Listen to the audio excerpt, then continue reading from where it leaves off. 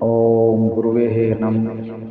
विष्णु समाज जागृति मंच के साथ जुड़े हुए सभी सदस्यों को मेरा नमन प्रणाम। बीती रात शब्द संख्या 62 पर बहुत ही ज्ञानवर्धक और गहराई से शब्द की व्याख्या की गई और पिछले 2-3 दिनों से जो शब्द चल रहे थे उनका जो सार है वो इस शब्द में आया कि किस प्रकार गुरु महाराज जम्बेश्वर भगवान अपनी वाणी के माध्यम से जो एक त्रेता युग के अंदर में कथा, पौराणिक कथा में जो वर्णन आता है रामायण काल का, उसके अंदर लक्ष्मण को और राम को किस तरीके से गुरु महाराज जम्बेश्वर भगवान ने अपनी अमृतमय वाणी में दोष बताए गए हैं। उन दोषों में तो ऐसे कई तरह के दोष जो मूर्छित होते समय राम और लक्ष्मण का जो संवाद हुआ था उसमें अलग अलग तरीके से कई दोष बताए गए थे, कई प्रकार के। मगर 62 नंबर शब्द के अंदर में आखिर की जो पंक्तियां हैं उनमें दोष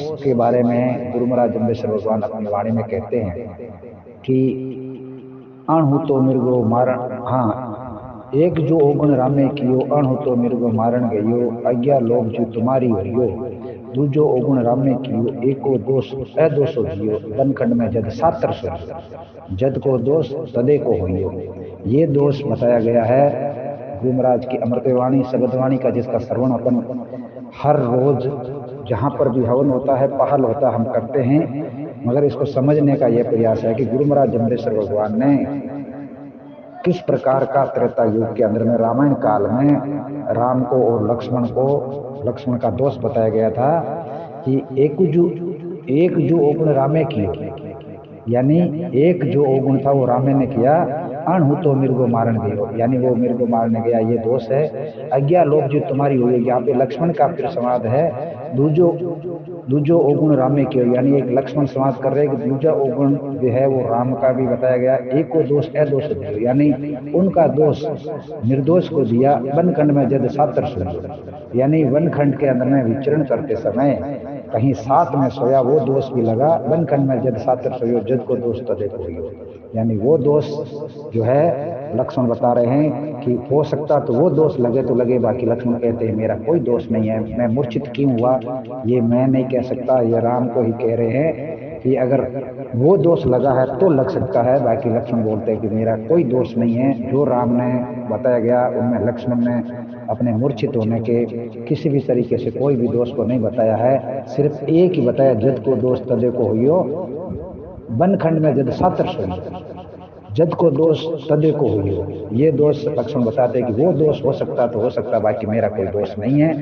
यहाँ पे गुरु महाराज जम्बेश्वर भगवान ने अमृतमय वाणी के अंदर में श्री राम का जो बात की जा रही है, और यहाँ पे दो दोष बताए गुरु महाराज ने, एक तो मृग मारने वाली और दूसरा अवगुण, मतलब आज्ञा लोभ, दूजो अवगुण रामे कियो एको दोष अदोष दियो, यानी लक्ष्मण का कोई दोष नहीं होते हुए उनको दोष बताया गया है। ये इनका पूरा बहुत ही ये जग जोड़ने वाला ये शब्द है। मगर कहीं लोग इनको कहीं और जगह पर इसके अर्थ को जोड़ सकते हैं। विद्वान लोग होते हैं, विद्वान लोग तो कभी तो जान ना ही पहुंचे रवि वाह पहुंचे, कभी कई तरह की कल्पनाएं कर सकते हैं। और गुरु महाराज की अमृत वाणी है वो सत्य पे आधारित है। और गुरु महाराज जम्बेश्वर भगवान ने तो 4 युगों से पहले की भी बात इस शब्दवाणी के माध्यम से हम सबको बताई है। और गुरु महाराज ने हमेशा पार ब्रह्म विष्णु के प्रति संकेत किया है। उन्होंने वेदा को भी कहीं जगह पर, शब्दवाणी के वेदा को भी उन्होंने कहीं पर भी आधार नहीं माना है।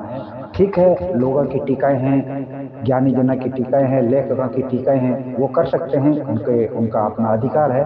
मगर गुरु महाराज की शब्दवाणी में 62 नंबर में उसमें किसी भी तरीके से कोई संशय नहीं है, वो पूर्ण सत्य पे आधारित है और पार ब्रह्म को ओर ले जाने वाली है, तो वो है शब्दवाणी। और हर विष्णु इस शब्दवाणी को मानता है और ये शब्दवाणी को मानकर ही अपना जीवन सरल बना सकते हैं।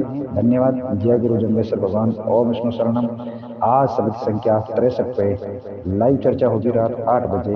आप जुड़ना नहीं भूलें विष्णु समाज जागृति मंच के कुटा ऐप से। धन्यवाद।